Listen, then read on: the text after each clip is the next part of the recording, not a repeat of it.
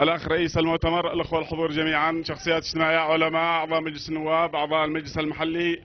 هذه هي صنعاء، عاصمة اليمن الموحد، قلب اليمن النابض، صنعاء الإخاء، صنعاء الوئام، صنعاء السلام، تثبت من جديد بأنها أمان واستقرار اليمن. الأخوة الحضور، ما من شك بأن حوادث الاغتيال السياسي دائما أصحابها فاشلون حاقدون، ولذلك هي جريمة ترتكب بحق شعب، تستهدف أمة، تستهدف وطن، تستهدف استقرار، ولذلك خيب الله فعلهم مرتين. الأخوة الحضور، نحمد الله على سلامة الزعيم من حادث النفق، لأن فيه سلامة للوطن. ثانيا، في دول ما يسمى بالربيع العربي، هذه الدول صمت الحزب الوحيد من في هذه الدول الذي صمد المؤتمر الشعبي العام. لماذا؟ لأنه نشأ يمنيا، جذوره يمنية، لم يرتهن للخارج في يوم من الأيام. لماذا؟ لأن نظريته الميثاق الوطني المستمد من كتاب الله وسنة النبي صلى الله عليه وسلم وتاريخ اليمن الأصيل. لماذا؟ لأن فيه رجال أمثالكم، فيه قواعد وكوادر وقيادات وطنية وسياسية واجتماعية قدمت الوطن على الحزب، وقدمت مصلحة الفرد والأمة على مصلحة الشخص. ولماذا؟ لأن للمؤتمر الشعبي العام في كل محطاته منجازات تحكي عن نفسها. ولماذا؟ لأن المؤتمر الشعبي العام لم يكن في يوم من الأيام معه صراع مع حزب أو مع مذهب أو مع فئة أو مع جماعة، ولذلك فالمؤتمر الشعبي العام هو الوطن. لهذا صمت المؤتمر الشعبي العام. ولماذا؟ وأن في قيادته الرئيس المؤتمر الشعبي العام الرئيس علي عبد الله صالح. الأخ رئيس المؤتمر الشعبي العام، أقول لك أن المؤتمر الشعبي العام برجاله وأنصاره وكل الخيرين حافظوا على الوطن، واستلهموا أفكارك في الحفاظ على الوطن، واستلهموا قيمك في تقديم مصلحة الوطن على مصلحة الحزب. ولذلك فإن المؤتمر الشعبي العام في اليمن بشكل عام وفي صنعاء بشكل خاص صمت في الأزمة وانتصر، لأنه انتصر للوطن وآثر سلامة الوطن، لأنك يا أبو أحمد آثرت سلامة الوطن. لذلك وأقول، ومن هذا المنطلق ومن واقع تاريخ المؤتمر الشعبي العام ومن واقع رصيده الحافل ومن واقع كوادر، أقول لك بأن هؤلاء وأمثالهم هم الذين كانوا أوفياء معك ومع الوطن.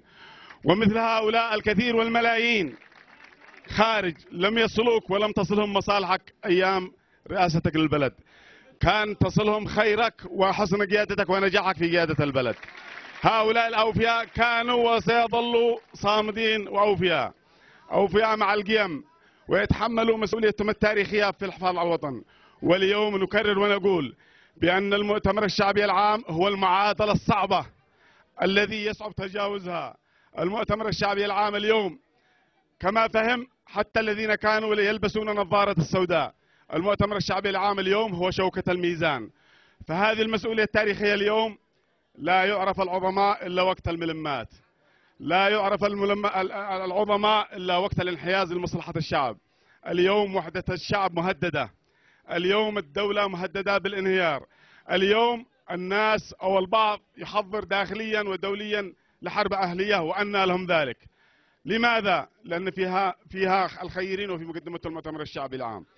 ومن ذلك نقول ونستحلفك بالله أن لا يحشرك البعض منا بحسن نية أو بانسياق مصالح أو تحت أي مبرر أو بضيق أفق، أن لا يحشروك في ألمك ووجعك. نعم لقد أوجعوك، نعم لقد آلموك، ولكنك آثرت الوطن.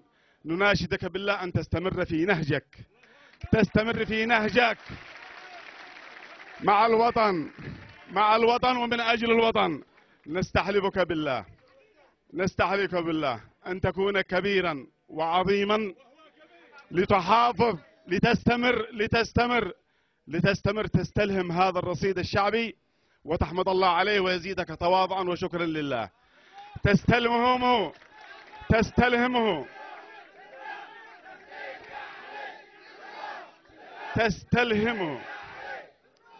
تستلهمه من أجل أن يبقى اليمن موحدا، من أجل أن نفوت مخطط الحرب الأهلية وتمزيق اليمن، من أجل أن يفهم أولئك الذين ربما في أمل أن يفهموا بإذن الله بأنك كنت ومحزبك من أجل مصلحة الأمة ومصلحة الشعب، وكان بيدك الجيش وكان بيدك السلطة، وقلت لا ومن أجل سلامة الوطن. لذلك في هذا المنعطف الخطير على المؤتمر الشعبي العام مسؤولية كبيرة، في هذا المنعطف الخطير على كل الخيرين من القوى الأخرى مسؤولية جسيمة، والوقت ضيق جدا جدا يا أبو أحمد، الوقت ضيق جدا جدا. يجب أن اليمن لا يمكن أن ينفرد بها طرف مهما كان، ولا يمكن أن يظل هذا الوضع الذي يسير بنا نحو اللا دولة. الحل اليمن الشراكة الحقيقية والصادقة فيما تبقى من الوقت لنخرج دستور نحافظ به على شرعية اليمن وشرعية الوطن، وهذا يتحمل الشعب المؤتمر الشعبي العام فيه مسؤولية المقود والقيادة هذا الاتفاق. لذلك فاللجنة السياسية التي شكلت اللجنة العامة ومنحها أبو أحمد الثقة يجب أن تواصل مشوارها لعمل توافق عاجل وسريع لتلتئم مؤسسات الدولة، ونحافظ على ما تبقى من الجيش من الانهيار، ونحافظ على تماسكنا الاجتماعي. يريدون أن يقسموا الوطن مذهبيا، يريدون أن يقسموا الوطن جغرافيا، يريدون أن يقسموا الوطن على أسس عرقية أو طائفية. أن لهم ذلك لأن الشعب اليمني شعب عظيم، وفيه مثل هؤلاء، وفيه المؤتمر الشعبي العام، وفيه كل القوى الخيرة، وفيه أيضا عظمة أبو أحمد. لذلك أكرر وأقول بأن البعض منا بحسن نية أو بمصالح، أفقنا ليس أفقك، رؤيتنا ليست رؤيتك، تاريخنا ليس تاريخك. أنت رجل بحجم الوطن، تتسامى على جراحك، تتسامى على ألمك، تتسامى على ضيق أفقهم، تتسامى على تناولهم. لم يعجزك في يوم من الأيام، تعاملت مع ضيق أفق بعض الأحزاب، تعاملت مع شطح بعض الأحزاب، تعاملت مع ضيق وتسرع بعض الملوك والرؤساء والأمراء، تعاملت مع شخصيات مختلفة وانتصرت، لأن كان فيك الصبر وكان فيك الحلم وكان فيك أن تؤثر مصلحة الوطن. هذه القيم لها تاريخ عميق في أفكارك وفي داخلك وفي ضميرك. بهذا الرؤية أنت أبو أحمد وستظل أبو أحمد. كنت زعيما بالكرسي وأنت زعيما بغير كرسي، لأن الشعب يحبك. ولذلك مسؤوليتك الوطنية، هذا قدرك الصعب، مسؤوليتك الوطنية، وأنت لست رئيسا للدولة، لكنك رئيس للمؤتمر الشعبي العام والخيرين، وستحوز على ثقة الناس بأن يكون المؤتمر الدور القائد وشوكة الميزان في إخراج الوطن فيما فيه. نؤكد لك بأن صنعاء هذه اللوحة الجميلة ستظل صنعاء تلفظ الخبث أيا كان، خبث المناطقية أو المذهبية أو الحزبية، ويدنا ويد الجميع بيضاء ممدودة للجميع، من أجل إذا سلمت صنعاء بإذن الله سلمت اليمن. ونطمنك أن أمن صنعاء وتنمية صنعاء هؤلاء لم ينحازوا لحزبهم أيام الأزمات وأيام ما استهدفوا. وصنعاء أول مدينة ضمدت جراحها، أول مدينة لفظت ما صنعوه من مكائد ودسائس يعني في 2011 بمثل هؤلاء، لأنهم حائزين على الأغلبية في البرلمان وحائزين على الأغلبية في المجلس المحلي، ولذلك مثلوا قيم المؤتمر الشعبي العام.